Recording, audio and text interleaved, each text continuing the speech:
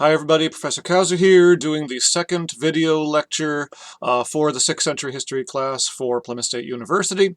The topic today is to set up some of our readings for Module 3, which are about Christianity in the 6th century, some issues about its spirituality, and some of the theological debates and divisions and church politics that were going on, mainly in Justinian's time, but also in the era around Justinian's own reign in the middle of the 6th century. What I want to do is give a bit of background information on the history of Christianity over the course of its first 5 centuries to set up some of what the chapters are talking about for this week. First of all, to talk about Christianity, one thing to bear in mind is that it originates as a religion which is branching off of Judaism and is very much rooted in Judaism. It tends to take the major themes and questions and issues that ancient Judaism was dealing with and then develops its own solutions, its own variations, its own kind of riffs on them and taking them in different directions. With both of these religions, I like to describe them in terms of 6 principles which make them distinct from the other polytheistic religions of the ancient world, and take a look at each of those in turn.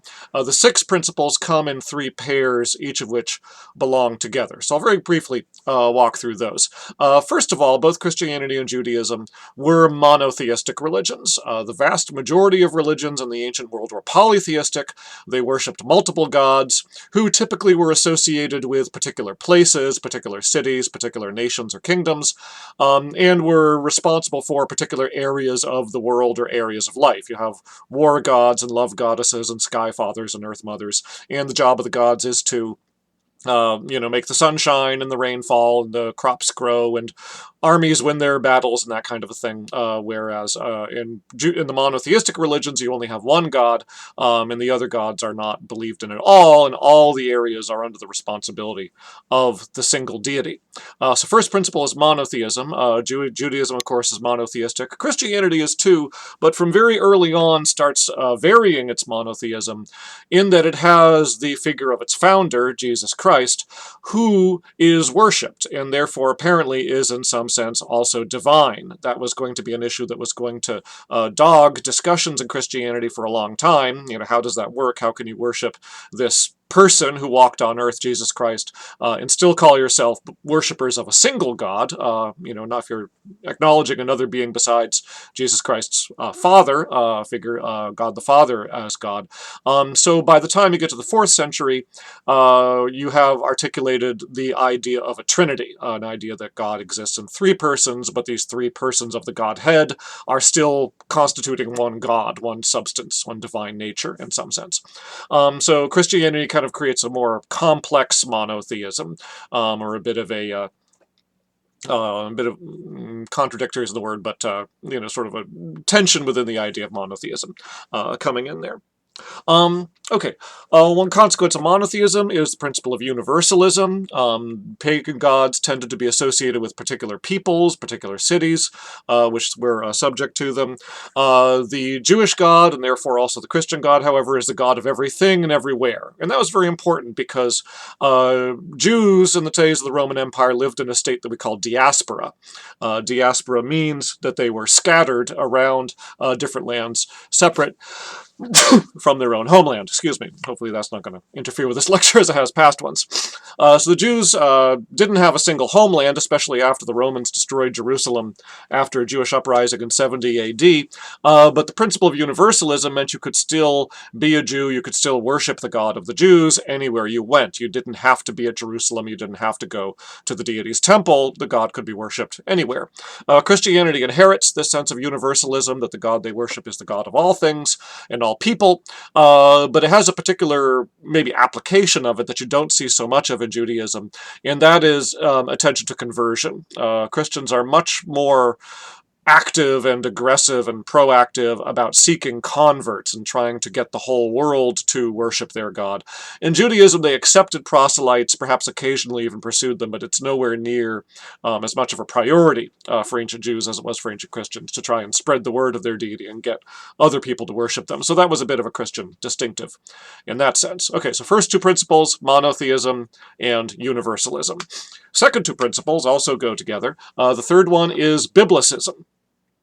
Right, third principle. So we had monotheism, universalism, now biblicism.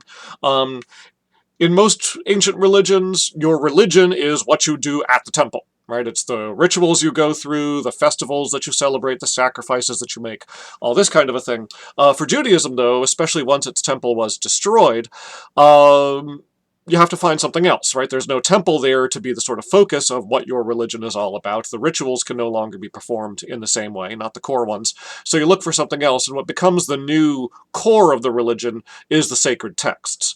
Most ancient religions had sacred texts. They had myths about their gods and hymns that they would sing and prayers they would say and so forth, but they weren't as central, right? For most religions, those texts accompanied the religion. In Judaism, however, the Hebrew scriptures became the essence of the religion. They were the core, the foundation that you learned your religion from, and had a kind of authority that texts did not carry in the surrounding polytheistic religions. Christianity also inherits this tendency. The main variation here is that Christians expand the number of sacred texts. They write additional texts of their own. Gospels reporting the life of Jesus, a book of Acts reporting the deeds of Christ's disciples, a number of letters by Paul and others, and a couple of other additional texts that get included in there. So Christianity expands the body of scripture that's going to be used, and also they reinterpret the older scriptures, right? They continue to use the Hebrew scriptures, usually in a Greek translation called the Septuagint, but they interpret it in different ways than the Jews used to do, so that it would be compatible with their understanding of the significance of Jesus Christ and the significance of what their own faith was all about. So the Biblicist idea carried over from Judaism, this idea that a sacred text, a Bible, is the core of the religion and the authority of the religion, rather than the traditions and rituals associated with a temple. And that leads to our fourth principle. After monotheism, universalism, Biblicism will lead us to a fourth principle, which is moralism or legalism. You could call it either one, same basic idea. The idea here is that if you ask the question, okay, what does a person need to do to have the favor of the gods? Well, if it had been rituals and sacrifices and so forth, then the gods are pleased if you perform the rituals correctly, if they get their sacrifices, and that is what generally pleases the gods. In Judaism and then also in Christianity, however, because a text has become the core of the religion, believing in the text and doing what the text tells you to do, observing commandments becomes much more central to the idea of what this religion is all about. Right now, of course, polytheistic gods, pagan gods, all religions have some sense of the gods are good and the gods want people to be good and they frown upon evildoers and so forth. But you don't have a 10 commandments of Zeus, right, or anything like that. You don't have the laws of Jupiter or something like that everybody has to obey or Jupiter will be angry with them in quite the same way as what you have in Judaism and then in Christianity. Christianity does, as with other things in the scriptures, reinterpret things somewhat, has its own priorities and emphases. The virtue of love takes a more central role. Forgiveness takes a more central role, both as an attribute of God and as an attribute expected of believers in Christianity compared to Judaism. This isn't something Christianity invents. Love and forgiveness are certainly there in Jewish ethics and they're important, but it gives them greater prominence and greater centrality, kind of makes the whole moral system hinge on those things in a more direct kind of a way. Does away with a lot of the more incidental observances, the sort of outward kinds of things about foods you're allowed to eat and things like that. So first pairing was monotheism and universalism. Second pairing, biblicism and moralism. Third pairing, if you think about those first four, right? If you say there's only one God, that God is a God of all everything. That God has provided his worshippers with a sacred book, and those worshippers keep God happy by keeping the commandments that are in the book. It then raises a question, why aren't those worshippers of the one true God, why aren't the true believers who are acting righteously according to the commandments, why are they not the people who run the world? Right? Why don't they have big, powerful empires? Why aren't they the wealthy and powerful of the ancient world? Why is it that these other people who are unbelievers, worshiping false gods, and not keeping commandments, why do they get to be the great rulers of empires while the true believers are disadvantaged or subjugated or oppressed or scattered around the world and relatively powerless? The answer to that is our fifth principle, apocalypticism. You've probably heard of apocalypses. You have movies about nuclear wars and things, or the movie Apocalypse now. And apocalypse originally means a final judgment. Okay, a final judgment. And the idea to apocalypticism is that eventually the universal God is going to have a time of judgment when all the injustices, all the upside downness of the world as we know it is going to get corrected. The evildoers and unbelievers are going to get punished and get what's coming to them. The true believers and the commandment keepers are going to be rewarded and vindicated and get what's coming to them, and the world to get put right again. Okay, so this apocalyptic idea, final judgment that will straighten things out, reward the good, punish the evil once and for all, and for the time being, we're just sort of waiting for that to come, right? It's been delayed for a while until God decides it's time for the final judgment to happen. Christianity also adopts this idea, again, as usual, a couple of variations. The early Christian scriptures tend to talk as though the apocalypse is right around the corner, or indeed as though it has already begun. And also tends to focus it on a second coming of Jesus Christ, who will be sort of the figure to bring in the apocalypse. And that leads us to the final principle, the sixth one, messianism. A Messiah in Hebrew is an anointed one. Anointing is a ritual in which perfumed oil is poured over a person's head. In ancient Israel, back when they had a kingdom of their own, it was the way that you designated a king. You didn't put a crown on his head, you poured oil over his head, and that made him look very slick and shiny and nice, and the perfume would smell and be wonderful. So you could sort of tell which guy in the room is the king. So Messiah means anointed one, in other words, the king. And in the Hebrew scriptures, you have various prophecies and so forth where God will promise the kings of Israel, I will make your house rule this kingdom forever. And these kinds of statements, kind of forever sort of statements making promises to them. The kingdom of Israel, however, had been destroyed. The dynasties had died out. So the question arises, okay, how are these prophecies ever going to come true if there's no kingdom anymore? Well, you tack on to the apocalyptic idea, the idea there's going to be a restoration of the kingdom. There's going to be a new king, a new Messiah, a final Messiah, and that Messiah will be God's agent on earth, kind of the point person in the apocalypse who's going to, lead the great war against evil people and judge them and punish them. So the Messiah becomes a key figure in a lot of ancient Jewish thought. And of course, for early Christianity, the variation, as we've been pointing out, the Christian variations on Jewish ideas all along, the idea, of course, is that the Messiah has actually come and can be identified in the person of Jesus Christ. Okay, so lots of similarities between Judaism and Christianity. Jesus Christ himself was Jewish. His early disciples are all Jewish. They start winning over converts who are not Jewish, but were people who had been non-Jews who were interested in Judaism. They were called the God-fearing Jews, who sort of hung around Jewish synagogues and listened in and learned about it, but didn't go the whole step of converting to Judaism because that had certain barriers to it. However, early in its history, Christianity starts running into trouble with the Roman authorities, and it has to do with a position that Jews held in the Roman Empire, which was a very ambiguous kind of position. Romans did not like Jews very much. There was a lot of hostility and resentment and paranoia about the Jewish community living in this scattered state spread around in minorities through the cities of the Roman Empire. They didn't like them for a number of reasons. Most of it had to do with the monotheism. Jews would not worship the gods worshipped by the cities that they lived in. And if you remember the way that pagan polytheism works, those gods are supposed to do all the things that guarantee the well-being of the community, right? They make the rain fall, they make the sun shine, they make the crops grow so everybody has food to eat. They, love goddesses make people fall in love and get married and have babies so there'll be a next generation.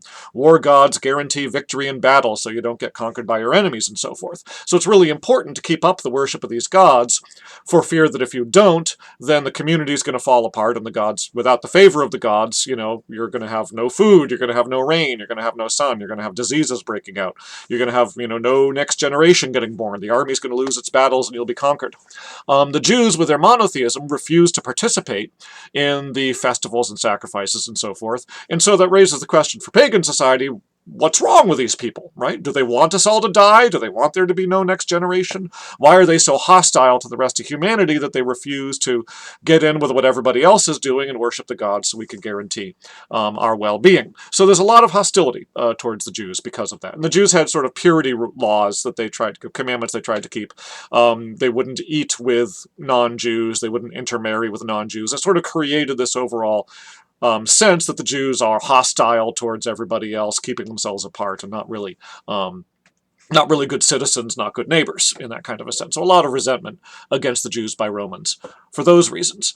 However, on the other hand, the Roman authorities were nothing if not conservative and patriarchal, right? They believed in the power of traditions handed down from your forefathers. Old law was good law. The Romans didn't really like the idea of innovation. That was kind of a dirty word, coming up with new things. Why would you want to do that when you had the good old traditions of your ancestors? And so when the Romans looked at the Jews, although they saw an awful lot about them that they didn't like, they had to admit that all this stuff was, in fact, the traditions that the Jews were keeping handed down to them by their forefathers for thousands of years. And so although they didn't like all these things about the Jews, legally they tolerated it. Jews were granted edicts of toleration from Roman emperors that guaranteed their ability to continue practicing their own religion and their own traditions, and saying they were exempt from needing to participate in the religion of the surrounding empire. Christians come along, and as we see, they're a lot like Jews. They're monotheists. They also refuse to participate in the sacrifices and prayers to the gods. But the Jews are saying this is not Judaism, right? The Jews are kicking Christians out of the synagogues and saying this is not what their religion is all about. And a lot of the Christians converting are increasingly not descended from Jews at all. They're descended from other pagans. This is not the tradition of their forefathers. This is something new, and something new is automatically suspect in the Roman Empire. So, although Christians wind up getting all the resentment and hostility and paranoia that you get from Romans for the same reasons that the Jews did, the Christians don't get the protection of law that the Jews did, because they can't say this is the custom of their forefathers that they're holding on to the way the Jews did. As a result, Christianity becomes subject to persecution. It starts with the Emperor Nero. In 64 AD, there's a big fire at Rome. Whole neighborhoods burned down. Nero jumps on all the newly cleared real estate to go putting up monuments to himself, basically, while people are sort of starving and homeless in the street, having lost their homes in the fire. And it gets a lot of resentment because of that. Rumors start going around that Nero did nothing to stop the fires. Maybe he even caused them to be started himself. You get the famous saying that Nero fiddled while Rome burned. He didn't really fiddle and played a harp, if he did it at all.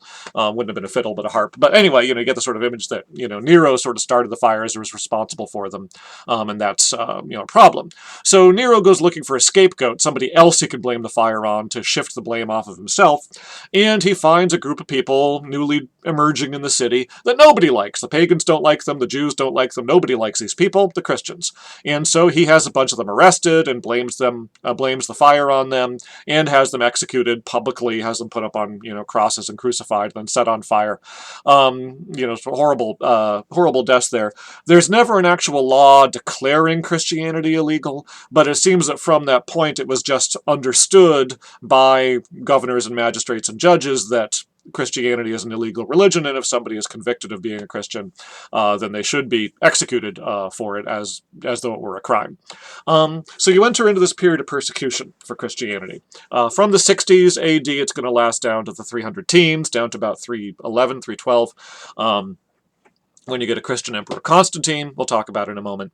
The thing about persecution to bear in mind is that although there's always the possibility of a persecution breaking out, the Roman Empire doesn't have the resources or the interest in running like a police state. Roman governors have plenty to do just trying to collect the taxes and recruit the soldiers and keep the administration running. Hunting down Christians is a whole other activity they don't have much time or resources for. They don't have the people to do it, they don't have the money for it. So persecutions only happen when somebody in town feels it's worth their while, to go outing Christians and making denunciations and accusations, in which case people get dragged into court and have to answer to the judge then. That means the persecution is mostly going to be very sporadic and very local. It's not going on all the time. It's not going on everywhere. It sort of breaks out from town to town from time to time.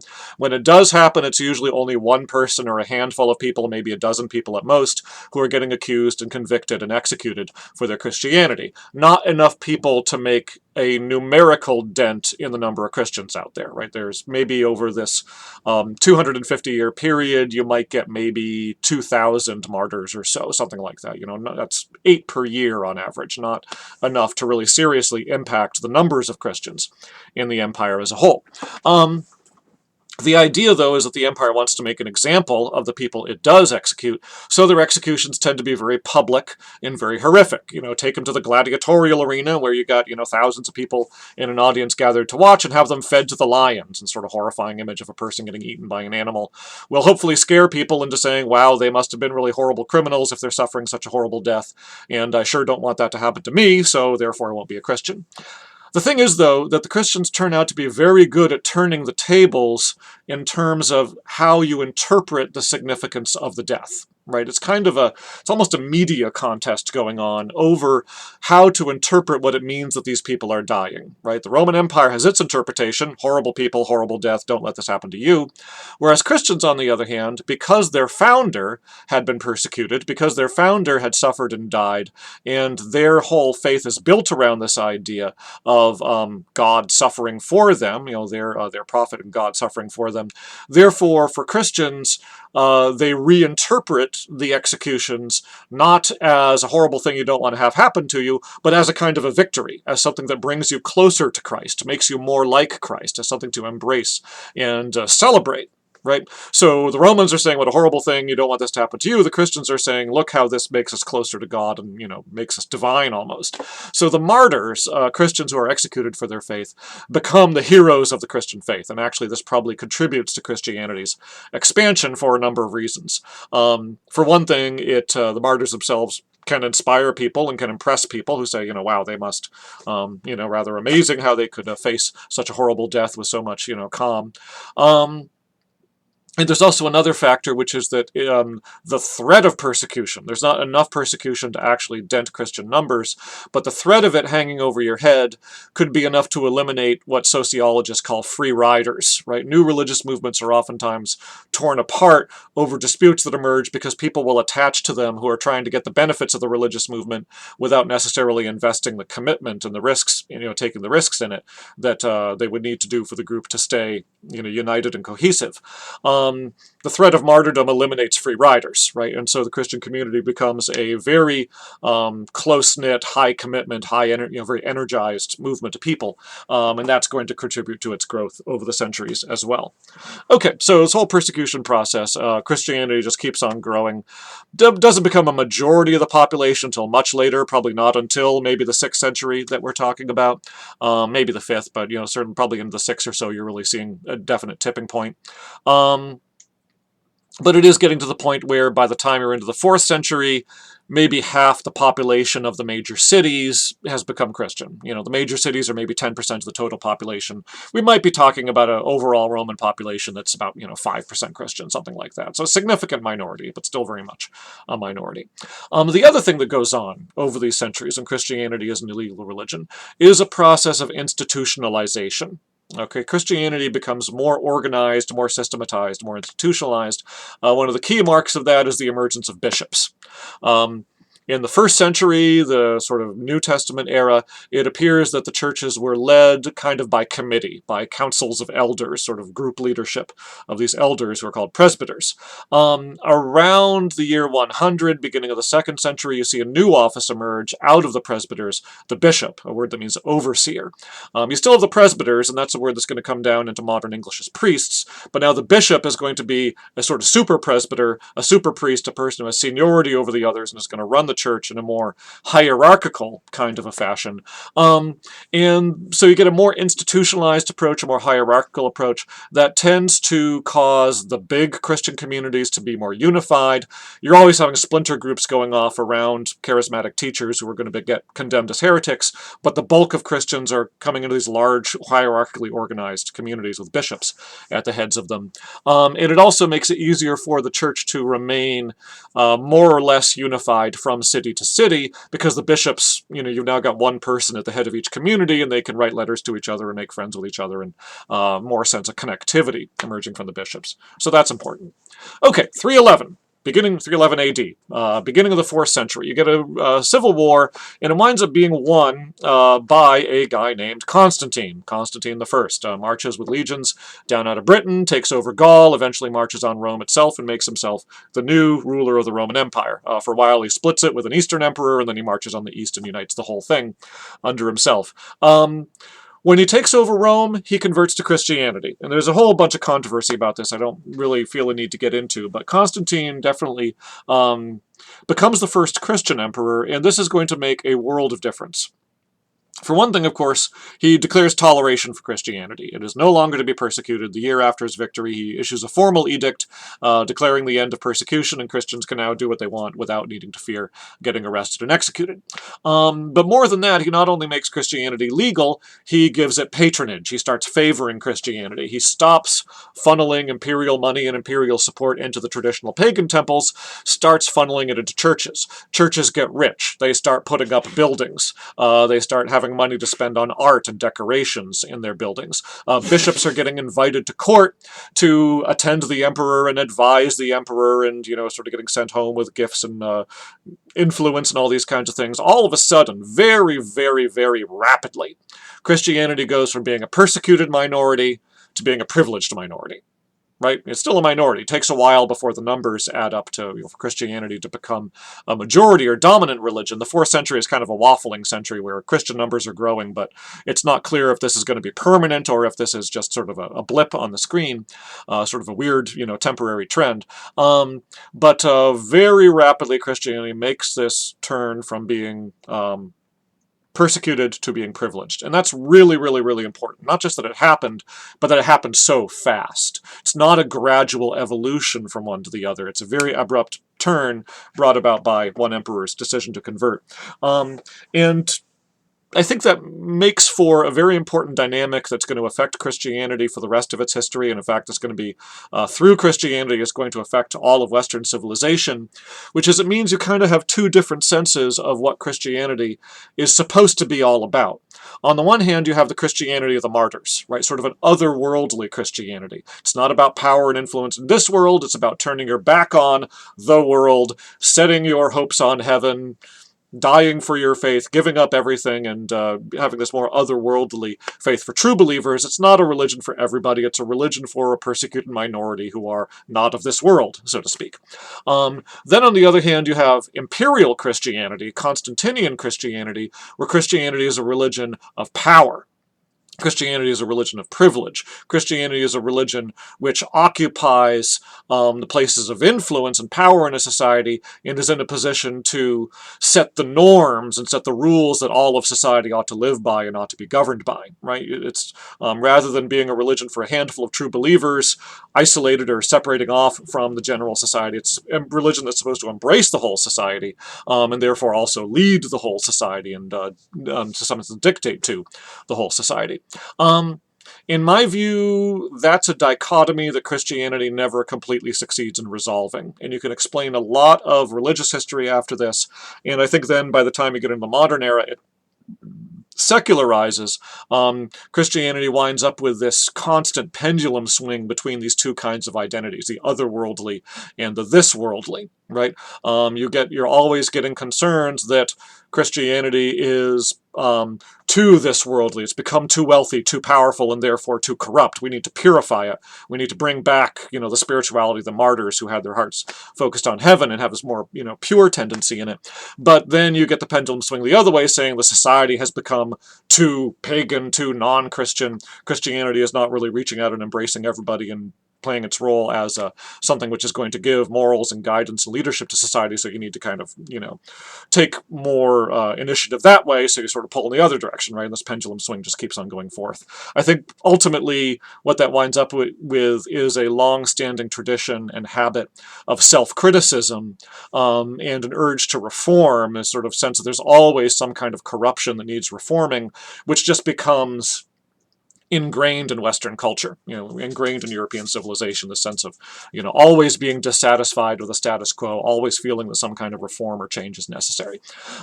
Anyway, that's my own sort of macro narrative of what I think the influence of all this is. Okay, but anyway, you get this imperial Christianity, very privileged and powerful. A couple of things are going to result from that. One, I alluded earlier, there had always been groups splitting off, controversies over this or that point of belief or this or that point of practice. And when Constantine becomes this first Christian emperor, he wants to funnel all this money and patronage and favor into the church, but he quickly discovers there's a bunch of different churches and a lot of them all hate each other. Right? He's got to sort of figure out who's the real church, what's the true faith, so that I can make sure that the right Christians are getting my money and I'm not giving it to a bunch of heretics that's just going to make God angry at me. So Constantine gets involved in these disputes, and the 4th century becomes an age of great church councils. The emperor summoning councils on the imperial dime, bishops gathering to argue about the great theological issues the people are arguing, or having controversies over, and coming to resolutions and issuing creeds to sort of dictate what the true faith is going to be. This is the birth of what we call orthodoxy. Had already been going on to previously. It's just that when Christianity was illegal, you could call somebody a heretic, but all that you could really do about that was kick them out of your church. Right now, there's higher stakes. Imperial patronage is at stake that you may or may not get, depending on whether you're considered orthodox or not. And the divisions that we're looking at in the chapters here are sort of coming out of some of those arguments over Christian orthodoxy. We could talk about them more in class. Another movement that arises is what we call the monastic movement, or the ascetic movement, ASCETIC. You can look it up. Basically, this is one of the first waves of reform in response to the wealth and influence of the church. It actually begins before Constantine, but really becomes popular afterwards, after Constantine's conversion. In a sense, if you sort of think of it this way, the martyrs were otherworldly. They turned their back on the world. They didn't pursue survival, still less prosperity and wealth and influence in the world. They just wanted to live for God. Okay, well, now that we have a Christian emperor and the church is getting rich and powerful, how do you do that? No one's going to make a martyr of you anymore, so how can you pursue that kind of ideal if that's your hero? What does it mean to live in this otherworldly kind of a way if you're not going to get persecuted?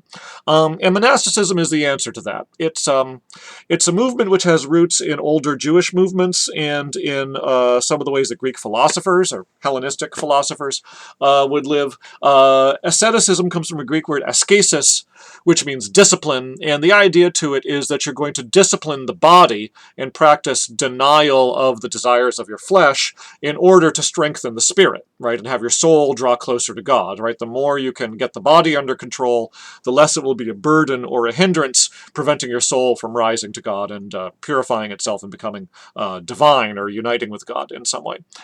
So ascetics are going to do things like they're going to practice celibacy, one of the obvious ones. They're going to practice fasting, very common practice. Also other things. They're going to avoid comfort in any form. They're going to deliberately wear itchy, uncomfortable rags and, camel hair and things like that. They're going to practice sleep deprivation to deny their body that way. Stay up all night praying rather than indulging the body's desire for sleep. When they do sleep, they'll sleep on a rock, not on a, nice soft bed.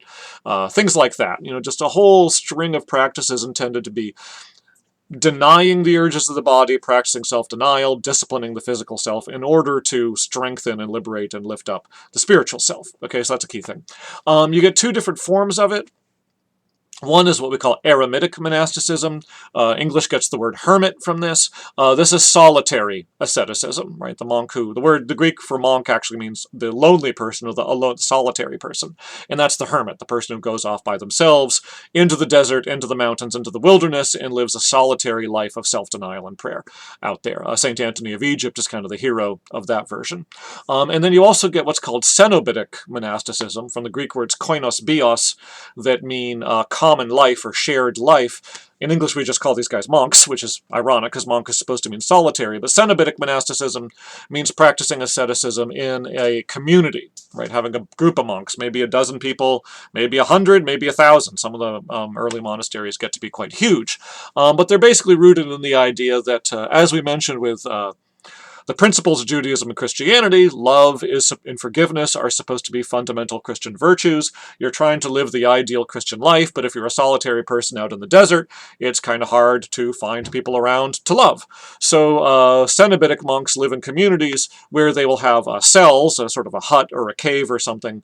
Some of these monasteries are carved out of a cave wall with a bunch of, caves, cliff wall rather, with a bunch of caves carved out of it. Each of them has his own individual cell that he goes into for his meditation, his prayer, but then they come out for collective meals, for work, in order to raise money to support the community, for worship together. You'll have a chapel that they'll have. So they have a collective communal life at the same time as they're practicing their individual processes of self-denial and meditation and so forth. So this monastic movement, both hermits and collective monks, Cenobitic monks, becomes very popular. The numbers are never all that huge compared to the total population of the empire. The very biggest monasteries are maybe a couple thousand people. Most of them are far, far smaller than that. We might be talking in an empire that had a population of 50 to 100 million.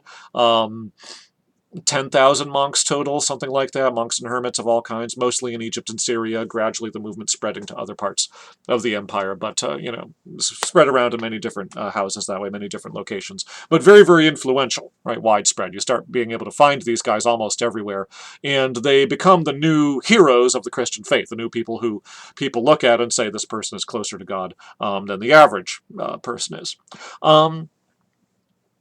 Let's see. That's going to lead, by the way, to practices like the veneration of saints and pilgrimage and icons, which are in the chapter. So I'll just sort of tag this development of asceticism as something which is pointing in the direction of that. And we could talk about those more when we get to class.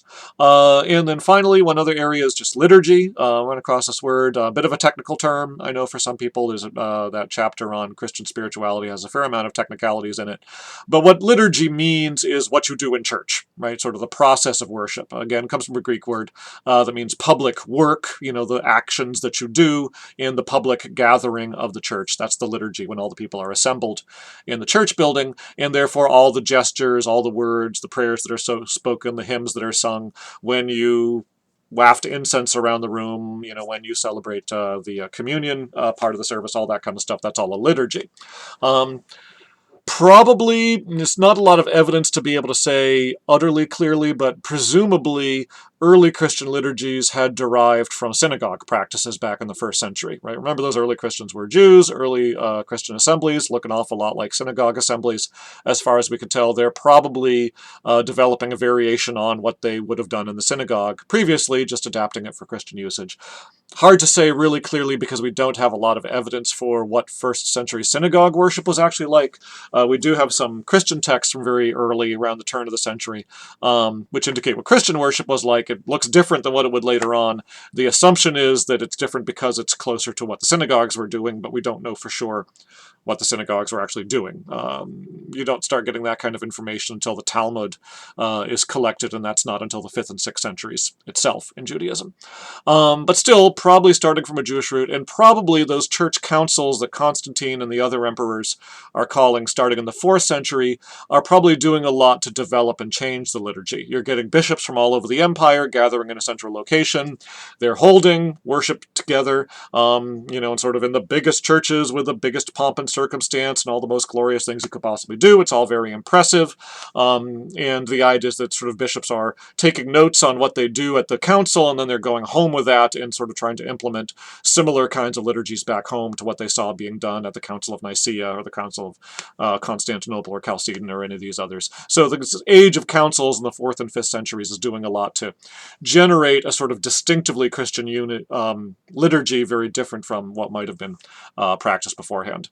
Okay, so hopefully that is enough background on the history of Christianity to get you started reading and understanding the chapters and the readings on Christian history. We will come together and discuss them on Monday. Thank you.